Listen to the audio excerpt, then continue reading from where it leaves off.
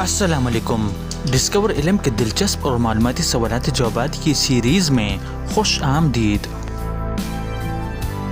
सवाल नंबर 1, वो कौन है जिसे डूबता देखकर कोई भी बचाने नहीं आता?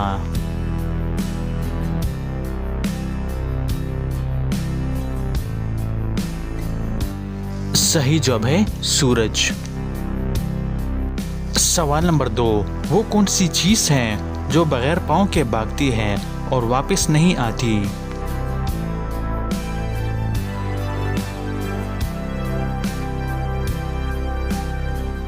सही जवाब है वक्त।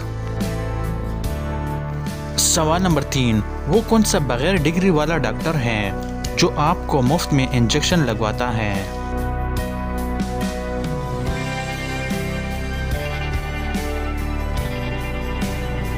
सही जवाब है मच्छर।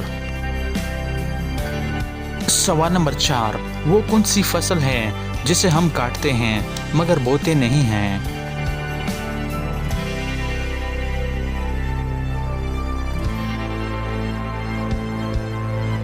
सही जवाब है सर के बाल। सवाल नंबर 5, वो कौन सी चीज है जो आपके साथ अंधे भी देख सकते हैं?